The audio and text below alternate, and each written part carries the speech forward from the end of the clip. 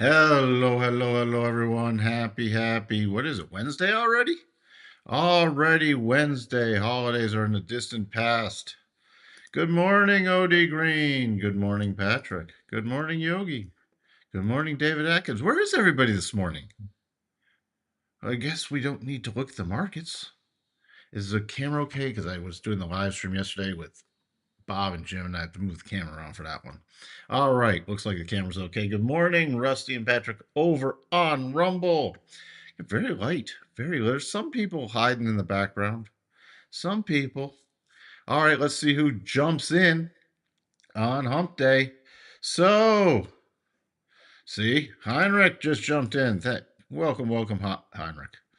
All right, what do we have? We have the ADP numbers came out at 41K, down from consensus and prior. ISM services PMI comes out at 10 Eastern, and the JOLTS job openings and quits come out. I don't know why they're in two different locations. What's going on? Then you have your ISM services numbers. I'm going to be watching prices, specifically in employment for those. Prices and employment. Then we have our EIA numbers. And after the cash close, we have Bowman speaking. Let's see. Oh, now we're getting people. Equal weights have woken up. That is true, Patrick. Good morning, Ted. You're always hiding? You're always hiding. Good morning, Balaji. Balaji's become back to becoming a regular. It's nice to have you here, Balaji. I hope I am saying that correctly. Please correct me if I get... See, Royal Palms is easy. Royal Palms, good morning. So, let's just all have... That's why if my parents named me a complex name other than like Mike or Michael, I'd be doomed this lifetime. I'd be mispronouncing my own name. So, good morning, Jacob. All right. So that's where we start off the day. S&P 500. Struggle. The semiconductors and AI related stuff is really starting to struggle. Things are rotating. So what I thought is going to happen. We're going to see more rotation. I'm really looking for a rotation into some of these more dividend value stuff. I have a big list of stuff. Energy, I would not be chasing right now. I'd be waiting for a slight pullback. A little risk off day, rotation into healthcare. You can see here, energy, healthcare, real estate. When you see those at the top, especially healthcare and real estate, it's generally more of a risk off morning. While metals are pulling back. We do have potential double tops now in gold. Thank you. Thank you for letting me know, Balaji. So, Fed watch, still 84% for the pause in 21 days. So 3 weeks today. 3 weeks today. It seems like forever. Fear and greed, neutral mode. Schiller PE, 4080, climbing higher, moment by moment. Good morning, Jake. Albertsons missed on revenue. Beat on earnings, missed on revenue. Albertsons is going to be a good play at some point. Keep an eye out on Albertsons. Longer term. I'm not talking day trade. I'm not even talking look at weekly charts only. Albertsons is going to be a decent play at some point. For something you shove in your investment portfolio. It's got an okay dividend. It's over 3%, but you'll get some capital appreciation too at some point. Good morning, Anissa. Yes, Jake. S&P wants the 7K level. It's the magnet price. Good morning, Legion Reaver. Thank you for tuning in. All right. We do technically have a mini double top. Potential. Does not ever have to trigger. Remember that.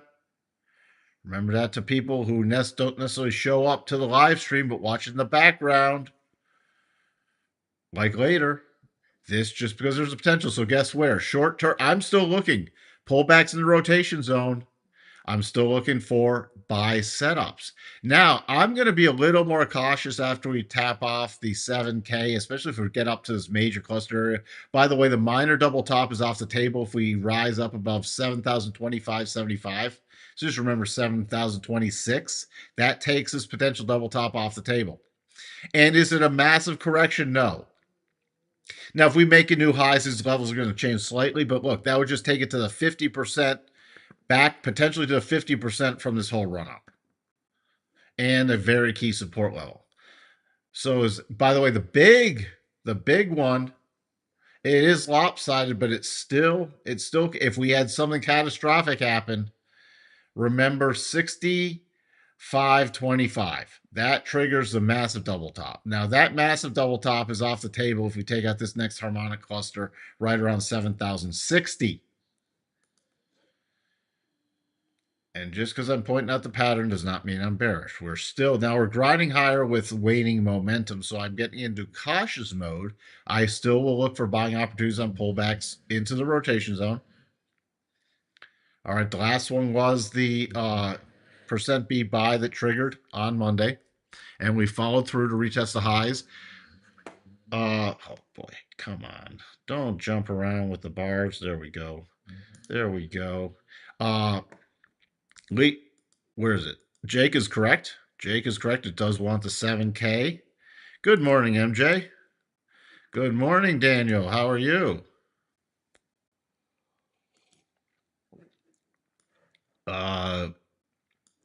So I am keeping an eye on this going into the open, and post open, in case we get the mid morning or the early morning sell.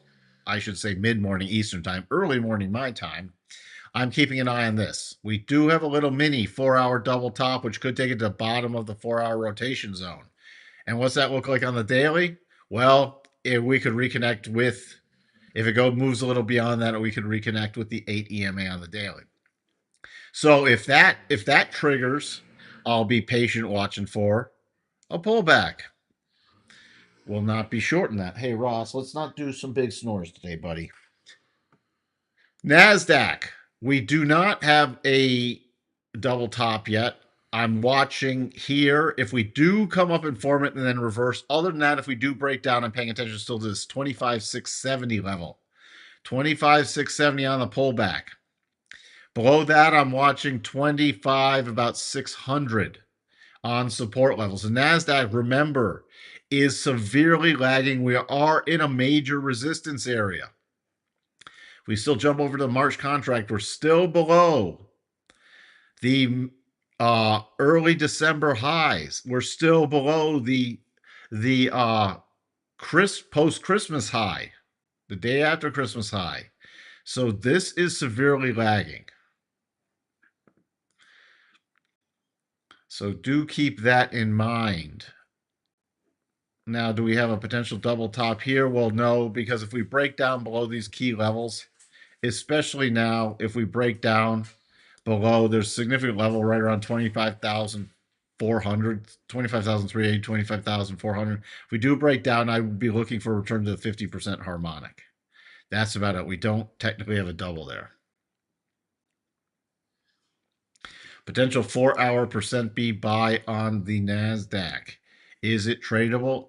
It is tradable.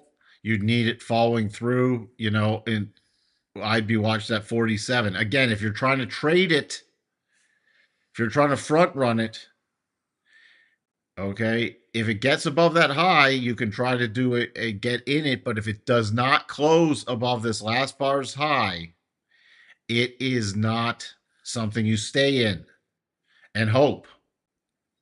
So I already peaked above there briefly and then immediately dropped back down. So yes, this is tradable, because if we're going to get that selling pressure after the open, it's got to get through there and close above that. So what would I be doing if that came through? Well, then my targets, if I was trading this intraday, would be about 25. I'd at least be raising a stop around 25.8. I'd be looking at 25.830 area, unless we formed a topping pattern before that. And then if it did get through there, I'd be looking at 25, closer in these top areas, about 25.880. So again, not trading advice. That is still, it might never trigger. We might get some selling pressure. We've been getting, we didn't yesterday, of course, but a lot of times we've been getting this selling pressure after the open. especially in the NASDAQ. Dow. Dow. Sorry, I didn't update to the harmonic and beyond. Pausing right there, ending just shy of it, and pausing right there today. If it does, the magnet price, remember, in the Dow is 50K, and there's a harmonic at 50,006, so that's 50K. Keeping a close eye on this. If we start breaking below 49,700, we'll start watching for the pullback into the 4-hour rotation zone. So far, this is basing sideways. But we've had the rotation into the Dow, and, oh, by the way, the bigger pullback level, if we really start dropping in the Dow, is about 49,250 to 49,300. The Russell, beautiful yesterday. I talked about that flagging pattern yesterday. Beautiful. We broke out to the upside, and then we're off to the races. Off to the races in the Russell, retesting the highs. So if the Russell keeps going, the next thing is 2619, 2633 on a pullback now in the Russell. I'm paying very close attention about 2574. I'm watching the 4-hour rotation zone too. We're getting a little minor pullback flag. This is very weak so far. I'd prefer closer, again, if we pull back 2574 to about 2580, we'll be watching for a potential support pattern.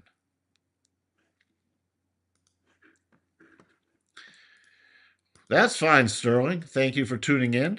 Hello, Charles. I'm glad you get a day off after your super busy holiday season. The VIX. Again, 15 seems to just, it's been stuck in this little 15 base. Remember, at the end of the week, we have the tariff ruling. Do not forget that now. Supreme Court tariff ruling. I forgot to mention that. So, also, the 7-day VIX, what was it? Yes, I haven't looked at it today. It was like trading below 7. If you're looking, I mentioned this with Jim and Bob yesterday. If you're looking, I would not be, there's not a lot of short setups. There is the one on the S&P, this minor double top. But before that, if you're looking for anything to hedge to the downside, we could have volatility towards the end of the week. You got a lot geopolitically going on that the market's just ignoring. But volatility is getting cheap again, whether you're looking just at the headline VIX or the 7-day VIX. So if you want to look to individual names, you can do some option plays, take advantage of volatility strategies and options. Or you could always just trade the VIX contract to hedge some stuff. If you were needing a hedge. The DAX, through the next harmonic, I need to update this technically to this now, to this reverse harmonic, which is going to give us a little, but we're right there, 25,373. Now the DAX is getting hyper overextended. Would not be chasing it higher at this point. There's no topping pattern yet, but the first thing I'm keeping an eye on in the DAX, if we start, it's been hugging the 8 EMA since the new year started. So if we start breaking below that, I'm going to watch for at least a pullback closer to 21 on the 4-hour. Yields pulling back today. Yields pulling back, but still caught in the sideways range. This is a 10-year yield. There is nothing. There's still the unfolding major bullish trade. But other than that, there's nothing to do from short term. On a longer term basis, on the weekly basis, again, this can take many, many weeks. On a short term basis, there's nothing going on. Here's your 30-year.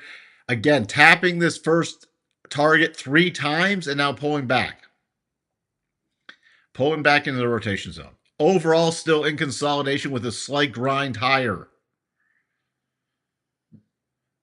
So, first target is done on the 30-year, but that just means a stop raise for me. Crude, little bar down again. Anything down below this 56, I'd prefer below 55.50, but right now we tailed up higher. We'll be watching tomorrow. Again, trading crude is very, very scalpy right now. It's literally Like before, this little one I mentioned before that triggered percent B buy but hit the first target. We might be setting up for another percent B buy intraday scalp tomorrow. But again, the first target, and my first target now I'd make closer to 58.32 and then the 50 EMA, which has been resistance. That's it. That's it. Natty gas.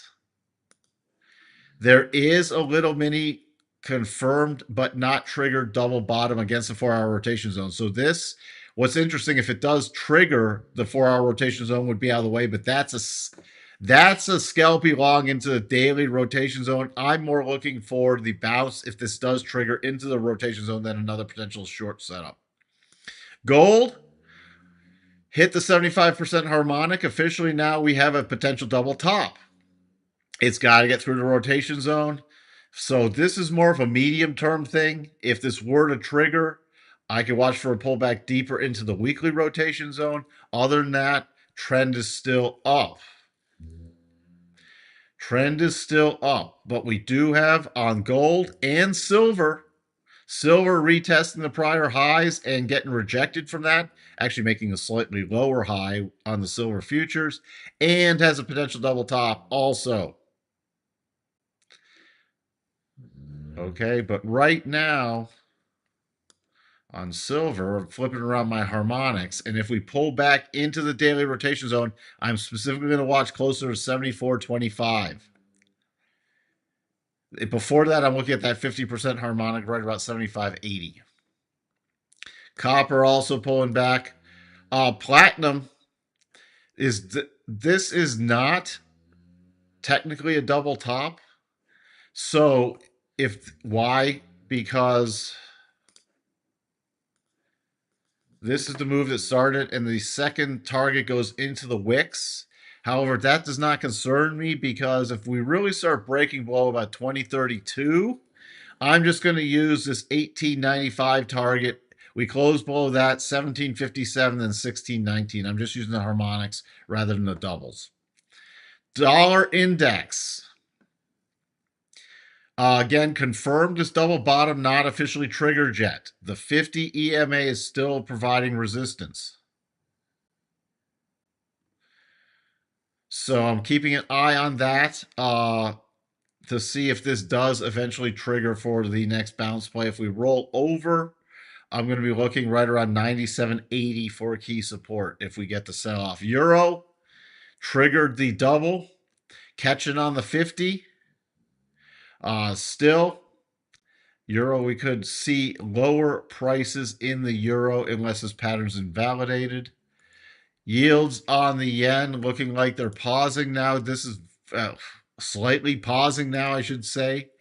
This is still, market's still shrugging this off too. This at some point will become really significant, but not yet. Bitcoin. All right, we did not break out yesterday. The upside, we had that little double top. It's now played out. What am I looking? I said, if this is a pattern I love. Now I'm going to be watching. We're pulling back into the rotation zone. So I'm going to be watching in this area for a potential buy setup. That would be for a bounce play. If we do not get a buy setup, there is no buy. I'm looking at it at least on a 4-hour basis. Because if we start dropping back below the rotation zone and back below 90,400, this could be a little failed breakout from the lower base, and then there is no buy. If we catch in here and we make a buy pattern, I'm watching with the first targets being about 94.22 and then seeing if it breaks out with aggressively raising a stop. I see your message, Jake the Stakes. So, spiders. Again, gap up this morning. Sorry, did not update this yet. Gap up. So on any weakness, it's slight. I mean, the gap feels like 4 cents away. But below that, I'm watching the 1-hour rotation zone on the spiders. 690.70 is very key area for me on the first level of pullback, and then closer to about 689 for the two areas I'm watching there. To the upside, we still have the harmonic at 693.71, and then we have one at 694.56. The Qs, slight gap, barely a gap down this morning. The Qs again, I'm looking at the 1 hour. The area I'm looking at, the Qs are 622 to about 622.30 for key support. We're trading 622.41. If we drop below there, I'm really focused at just at a 620, about 620.25. Can we look at advanced auto parts? We sure can. Advanced auto parts. Is it portfolio worthy? It's a riskier one for portfolio. It is a riskier one for portfolio. Let me flip this around. This would not be my first choice. And right here, I would not be slamming it into a portfolio just yet. We could still grind lower. There is, let's take a look at the really big picture. The challenge right now, it's down near. This can be very interesting if it gets back down around the 30 mark. For me, on any rally, though, you're coming into very, very key resistance overhead. This area I'm just marked off. All right, you see how this right up below this was a very large base we broke out of. We retested back in 11. We retested in 23. We broke below it. We've now gone back above it, but it failed on that breakout. So on anything, it's got to sustain. So my thing I'm be looking at for advanced auto parts, if it comes back down here closer to 30, 34 to 30, I should say, you could look for I'd be watching a weekly buy setup. But then this is not just something I put in a portfolio and walk away. This would be a one that I look for trading, and the dividend yield's not great. It's only 2.42%. And again, their earnings were okay. They beat, but these are dumbed down. So just keep an eye on that. This would not be my first one now. Does it have a weekly potential double bottom here? It's not. I don't think this. Again, even if you're not interested in advanced auto parts, pay attention to how we're dissecting it. So no, you cannot trade this as a potential double bottom. So again, down here, it gets interesting for me. It's sort of in no man's land right now. Hey, Mark, how you doing? Target is one, though. Target is one I'm really interested in. All right, this is a 4.5% dividend yield. Price to trailing PE 12%, especially on any pullbacks. It's tried to carve out a longer-term bottom. Here's the monthly. I'm going to be watching how it reacts this 110 level if we get there. 110 was a very key support base. All right, very key support base. Turned into resistance. I'm going to be paying attention, but this one, Target really interests me. Actually, a pair trade really interests me because Target's dirt cheap and not going anywhere. Walmart, I'm watching this, especially if Walmart gets into potential double top territory again. Walmart still very overextended, trading a P/E close to 40 on a trailing basis. So this could be a pair. I don't know if anybody pairs trades in here, but this could be a pairs trade where Walmart, I don't even care if it grinds slowly higher. Target could, at some point, is going to play catch up. Walmart doesn't have to pull back. Walmart's only got a dividend yield of 0.82% versus the dividend yield in Target. So that could be an interesting play at some point. Not quite there yet in my book. Hello, Dr. M. But that's something I'm keeping an eye on again. I'm really interested in some of these dividend plays this year. Also, I mean, I got a list of them. I got a list. Look, my high-tech list, on a napkin. Because I was sitting here eating lunch, going through a bunch of stocks. Lots of them are key dividend ones. Maybe we'll go through some more of them. Some of them are in the natural gas space and the oil space, long before this Venezuela thing happened. All right. So that's where we sit. 1 minute till the open. Let's just see. Let's just see. So, all right, we still have the little mini double. The little mini double. We have the nagging the nagging Nasdaq. The Nasdaq heading in the open at that percent B buy level. Potential. Remember, if it does not follow through in the next 30 minutes, it cannot be held. So that's what we're keeping an eye on. We haven't looked at it in a bit. Let's just see where the good old tick opened. Nah, not super strong. So I'm going to be watching on the tick rollover how everything reacts. How it reacts on the tick rollover, because that's just a tick opening. Okay. So I do not want to get faked. See, look at this already. The little run in the beginning and then already bloop. So do keep an eye on that. Other than that, that didn't hit potential double top. Doesn't look like it. Could still. Nope, just missed. If it gets above 25, 8, 15, 25, it is in potential double, and then reverses, it is in potential mini double top territory. So this bar is going to be key either way, potentially from a high and low perspective.